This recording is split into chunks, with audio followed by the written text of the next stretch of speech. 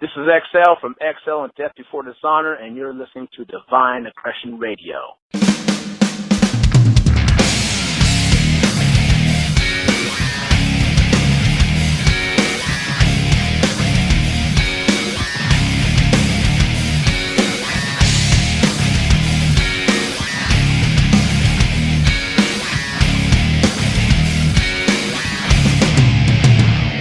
Grab the chair and I launch it at you cause I'm mad. I can't remember any time in my life this bad. I'm still breathing. At times I think it better. If not, if this is life, maybe I'll just give the grave a shot. Kill that thought, cause I ain't going out like a punk. Ain't the one to hang myself with the belt from the blunt. So I'm coping. Ain't it the best way, but it's fast. Got 7 different liquors brewing in my glass.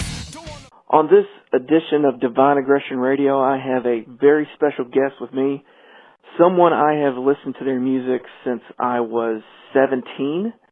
And of course, everyone I interview on the show here, I am a fan of. And that is no different this time. Very innovative in Christian music. And I want to welcome Todd Stevens, also known as XL, from XL and Death Before Dishonor. Welcome to the show, my friend. It's very good to be here, Kelly. Well, first of all, you've not put out a record in a long time. And that's right. Yeah. I got to sink my teeth into Volume 1 and Volume 2 of Offensive Truth, and monster albums, by the way. Thank you. My first question is, let's get right into the new material. We can go back and talk about some history here in a minute. But the new album, tell me about the name, Offensive Truth. Because my first thoughts was, I wonder who's going to get offended more by this, the church or the world. But I also thought this offensive truth, that's also like an offense on, say, like a football team moving forward. It's like it's a double meaning. So from you, the writer and creator, where does the title of the albums come from? Well, I think you were right on all platforms there that, you know, some of the things I talk about, I know that some people in the church would be offended. You know, for example, I mean, I wasn't sure if I needed to put explicit lyrics on the song Rapist, which is a blatant song about a man who violated a woman, and then from the perspective that, hey, this woman is loved by her mom or dad or, you know, all these different people that just meant something that, you know, now they're going to be outraged. And, the initial feeling from most of these people would for you to get treated just as bad, if not, you know, put to death. Right. And, you know, in the song, you know, I use the word bitch in the song.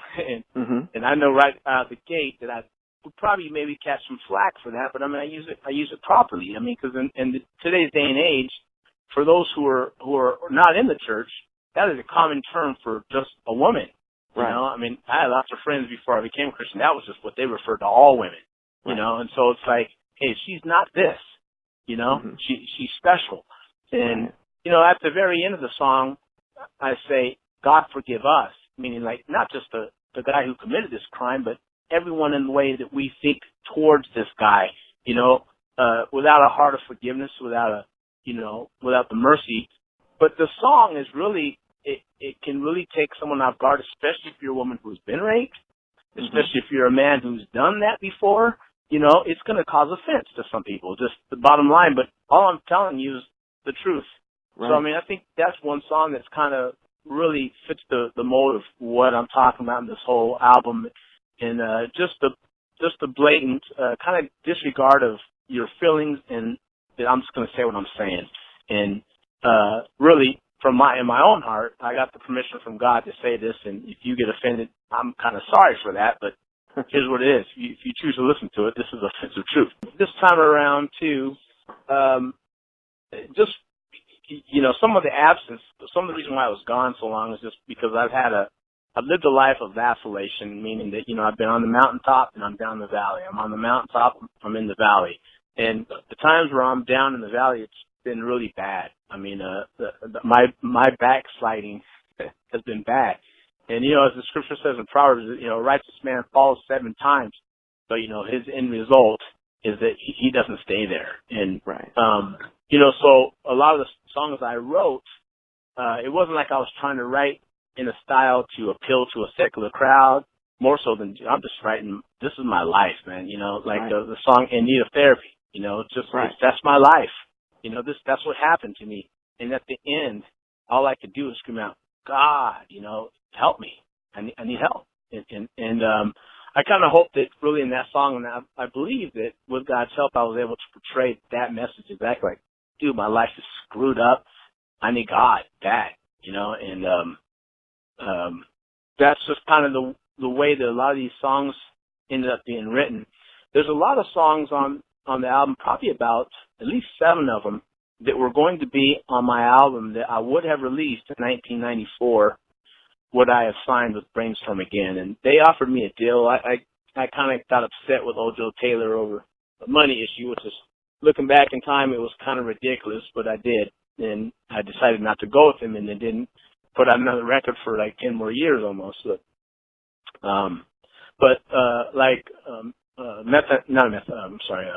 Best Friend, Worst Enemy, that has Oz Fox on it, that was written back in 1992. Failure was written back in 1992. What else? I'm going blank. Stereo. The Stereo was written back in 1992. So those were some of the songs were going to come right out on XL DBD's second album.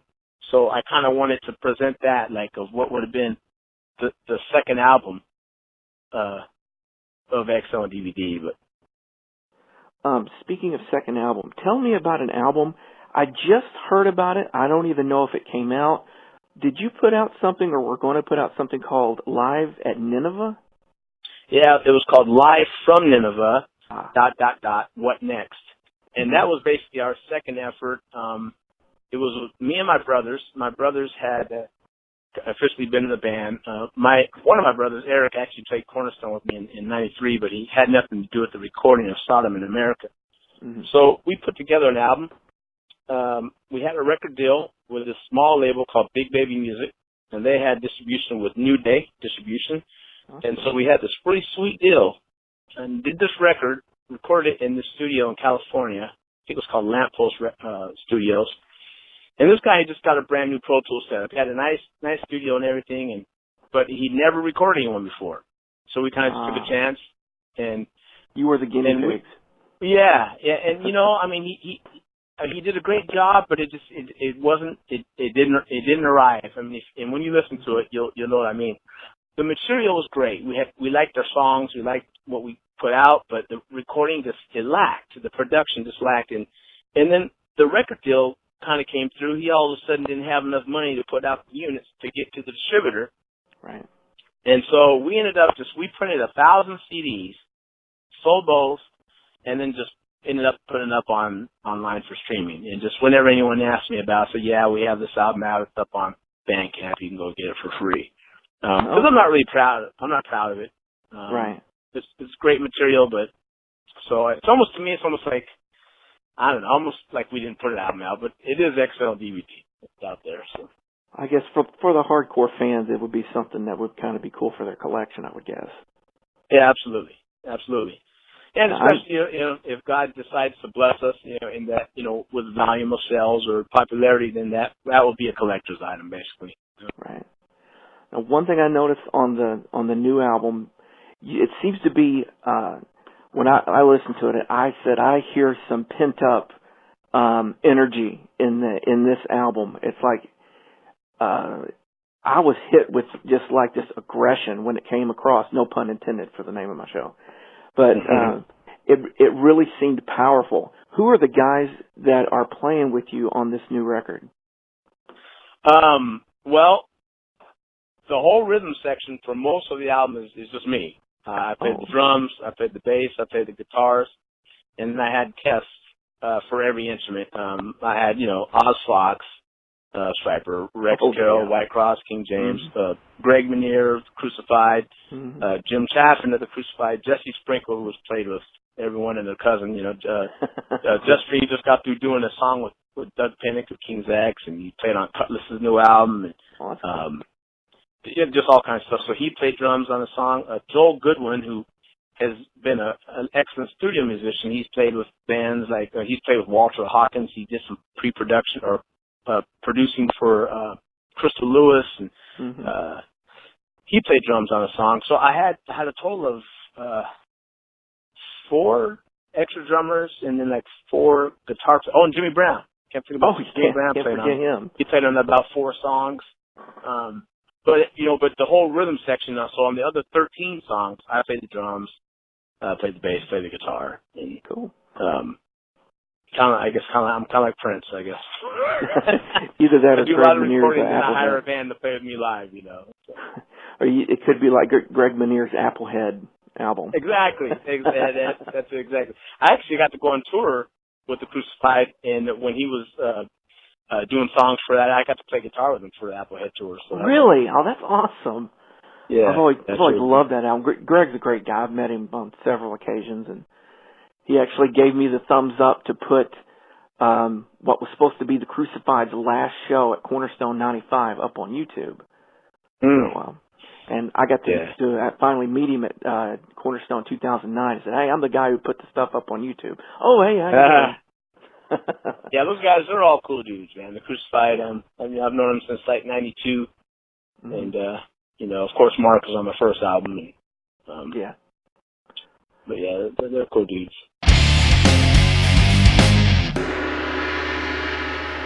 I used to walk these evil streets with evil in my heart and mind. Let's go back to that first album. How did the first one all come about? What led you into the Christian music scene? And how did you get hooked up with the guys from the Crucified and my buddy Jimmy Brown and all those cats? Well, I was introduced to the Christian hip-hop scene through a friend of mine named Bob Moon. Bob Moon has kind of made a good name for himself. He was one of the studios that Tooth and Nail was using for a while to, send a lot of their artists to record at Moon Song Studios. Well, me and Bob, I became a Christian when I was 17. Bob became a Christian about the same time, and we were going to Arlington High School in Riverside, California.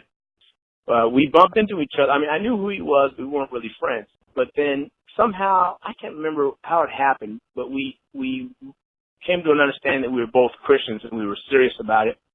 Started hanging out with each other. And he was a piano player, and he had his brother's girlfriend had a brother. His name was Andre Walton. Now, Andre Walton was a professional skater, and he was a Christian skater. He used his skating as a ministry. And so he had put out a record, a compilation that had all these different Christian artists on it. Had the Crucified and Bride.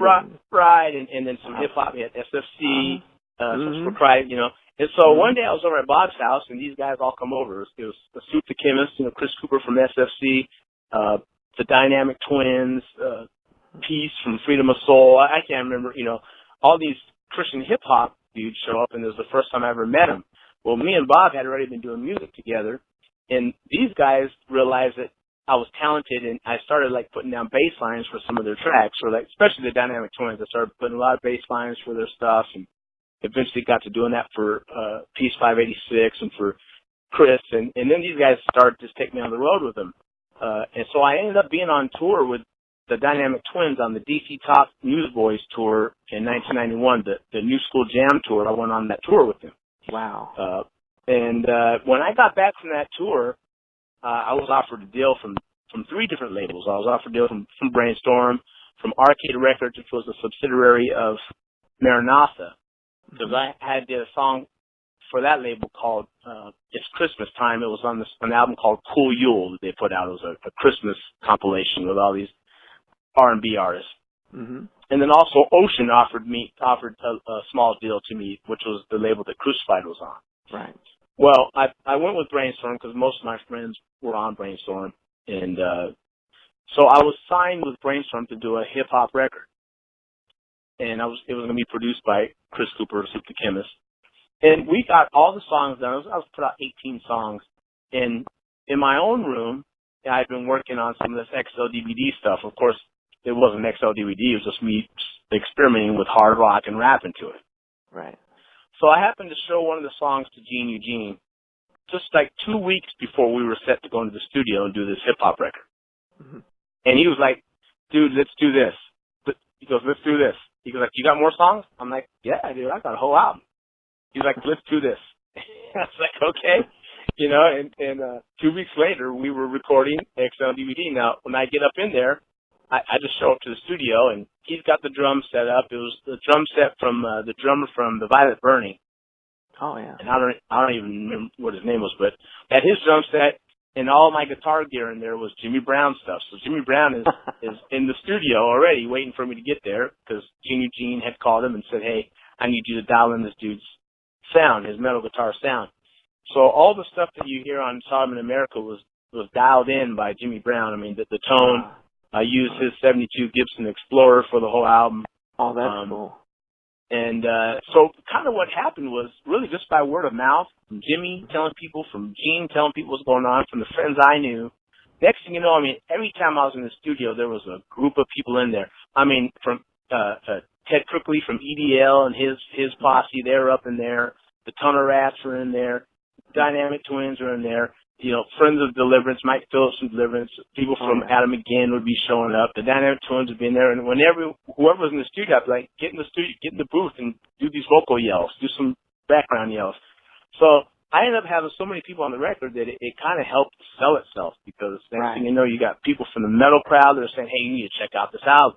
You got people from the hip-hop crowd saying, hey, check this thing out, because really no one had done anything like that in the Christian industry at that point. I mean, POD hadn't come across at all at that point. They weren't even out yet. I think their album came out just the next year. The first album came out in '94. Yeah. But and then Epic picked it up. Epic picked it up for distribution. So it was kind of like this. Like, who was XL and DVD? And then we only toured for 1 year, and we played just a handful of shows, and then I was gone. Just disappeared.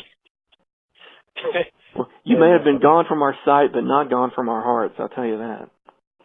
Yeah, praise the Lord. And, I go to Google every now and then and punch in my name, and there's always a new review up, and just always excellent reviews about Sodom in America. And even in the late 90s and early 2000s when the rapcore scene was kind of peaking real hard, people would say, hey, XL and DVD, these guys were here first.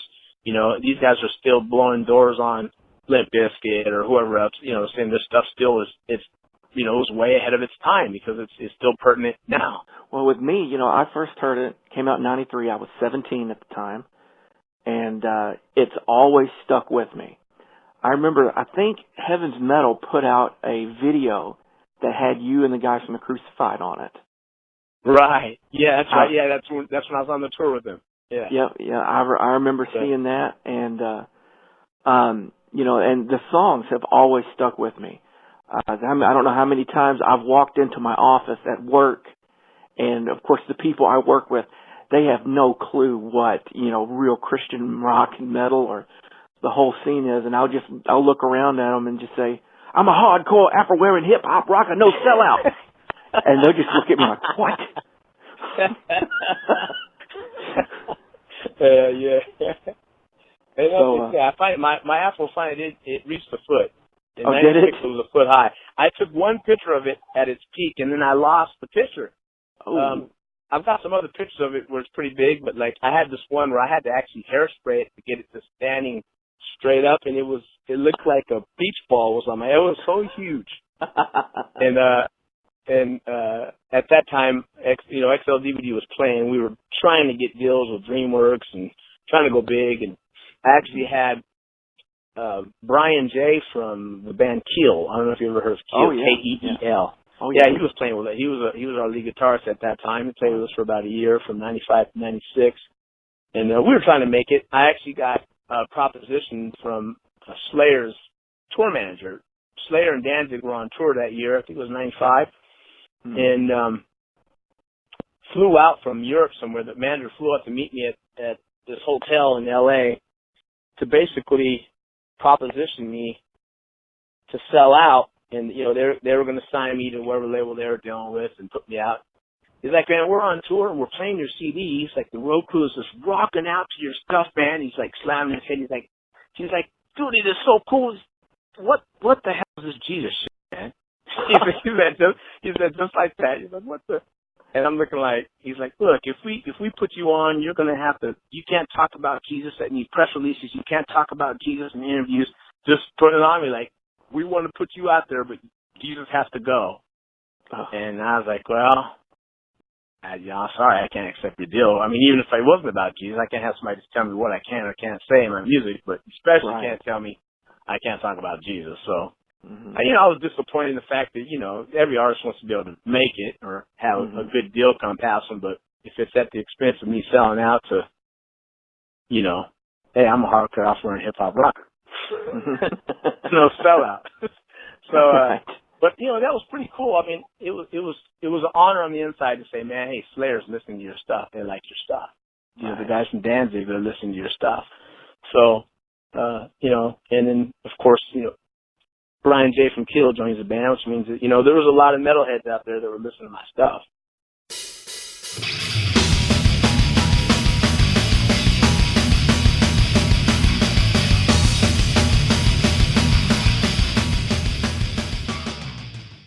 Let's go back to the new album for just a second. You said In Need of Therapy is your favorite, or one of your favorites. Yeah, I think that's one of my favorites, probably just because it's the truest to my heart right now, or just really a pivotal point for me in actually coming back to God, because I had lost my balance for a while there, and it took its toll on my life, my marriage, and everything, and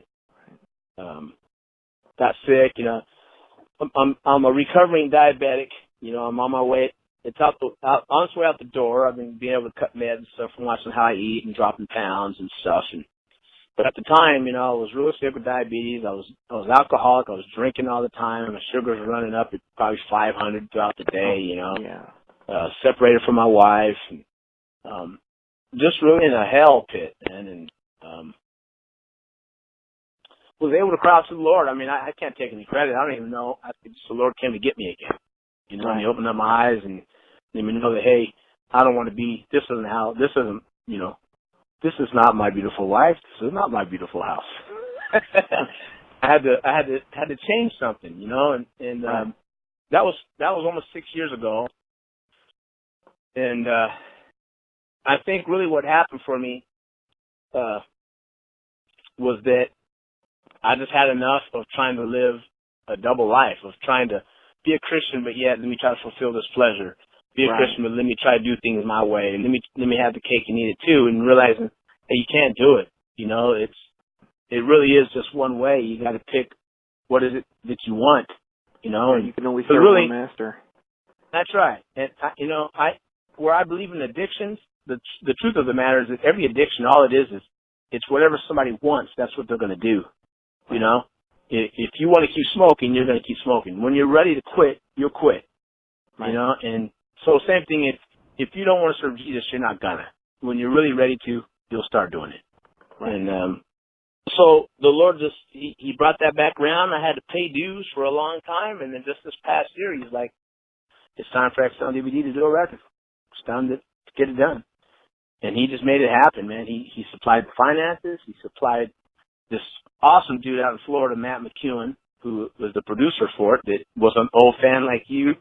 He was listening to me in high school, got a hold of me, and was like, dude, I would love to produce one of your records. And so I put out an email on Facebook saying, hey, who knows how to build websites and how much they cost nowadays? Because I hadn't done a website in who knows how long. And I get a long thread of answers, and Matt McEwen pops up in there and says, I want to produce your record. Now, I had already heard of this dude because he sent me some music that he actually was able to sell to the NFL. He had some deals with the NFL that had picked up a few of his songs, and he played them for me, and they were great. I mean, the quality was great, and I remembered that he had recorded these songs. So I asked, I go, who did all this stuff that you sent to me? And he's like, that's all me, man. I did all of it in my studio. I'm like, okay. I'm like, so I don't have no money right now, man, I need to do a record. God told me to do a record. I have $0. He's like, look, man, you get out to my studio and we'll just do it. Cool. So I started a GoFundMe campaign to raise $5,000, which I thought, I didn't know if I'd be able to raise it or not. And started slowly raising the money and got enough money to catch a plane ticket to go out there and started recording the stuff. Started sharing it on Facebook as I was going along with what I was doing. I was in the studio and stuff. But long story short, this guy did a phenomenal job on my record, man. I mean, it sounds great. His ear was was wonderful, and really appreciate what he did, and now I got another record. And he was one that suggested, because I was going to do 15 songs, and he's like, 15 songs. He's like, you got 5 more songs? I'm like, yeah, I got 5 more songs. He's like, let's do 2 albums. I was like, oh, okay, yeah, 2 albums. Yeah, that's a good idea. Just do 2 albums. So that's why we got 2 albums in queuing. So. Well, yeah, it had been a while, so you wanted to give us our money's worth because we've been waiting for so long. No doubt, absolutely, yeah. Well, that's awesome how God has opened doors. Every time, it's almost become a cliche. Every time God closes a door, He opens a window. But you look at all the twists and turns that in life, and God always brings you to the place that you need to be. And I think your new project is a stellar example of that. And the production, and I'll say this because I produce records and whatnot, it is excellent. I mean, it's fantastic. The guitar sound is great. The drums are powerful. The bass is right in your face. Not too much, not too little. And your vocals sound great. So it is a... Yeah, praise the Lord. I appreciate that. That's the official review from Kelly Matthews of Divine Aggression Radio. You can quote me on that.